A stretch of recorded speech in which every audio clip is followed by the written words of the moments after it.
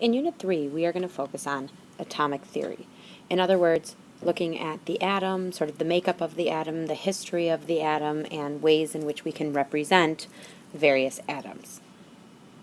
Today in Notes 3.1, we're going to focus mostly on the setup of, or the structure of the atom, along with the subatomic particles. Much of what is covered in this video is probably a review.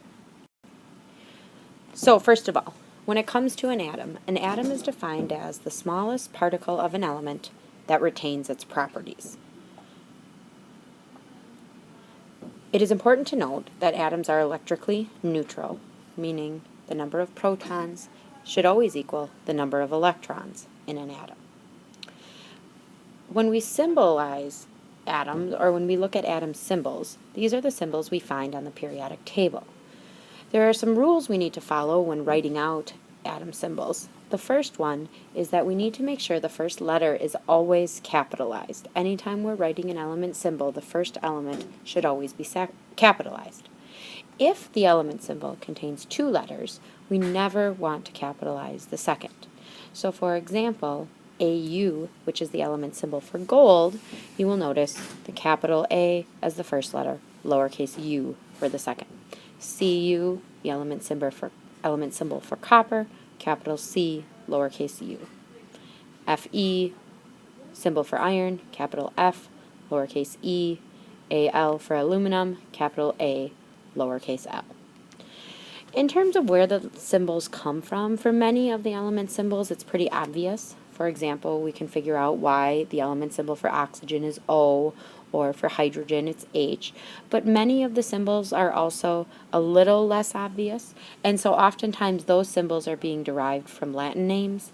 An example is lead, which has the element symbol Pb, which comes from the Latin word plumbum. When we talk about an atom, it's important to note that we also have what are known as ions. Okay? Ions are atoms that have a positive or a negative charge. On the previous slide, we said atoms are electrically neutral. An ion, then, is an atom that contains that positive or negative charge or is not electrically neutral. To become an ion, an atom is going to either gain or lose electrons. Atoms cannot change the number of protons that they have, but they can gain and lose electrons. And we'll talk about kind of how we decide if an atom will gain or lose later in this unit. For now, what we want to recognize is that a cation is a positively charged ion. Okay, meaning the charge of the overall ion is positive. It could be +1, +2, it doesn't matter, but it's a positive charge. To become positively charged, cations lose electrons. Okay, which seems a little counterintuitive, but if we think about the overall charge of an electron as being negative, if an atom were to lose an electron, it would now have more protons than electrons, and therefore would become positively charged. Metals are going to form positive ions, and we will talk later on about where we can find metals versus nonmetals on the periodic table. An anion, then, is our negatively charged ion, and anions become that way by gaining electrons. Okay, so again, somewhat counterintuitive. We're talking about gaining something, but if we're gaining a negative charge, the overall charge of our compound will be negative. Again, the protons stay the same, so when atoms become ions, they are gaining or losing electrons. All right, real quick, a review of the parts of an atom. Right now, we recognize that an atom contains a nucleus. The nucleus is the small, dense center of positive charge. The nucleus of an atom is positively charged because it contains protons. Protons are the positively charged particles found within the nucleus. Also found in the nucleus of an atom are the neutrons. Neutrons are particles, again, that are found inside of the nucleus, but have no charge, or they're neutral.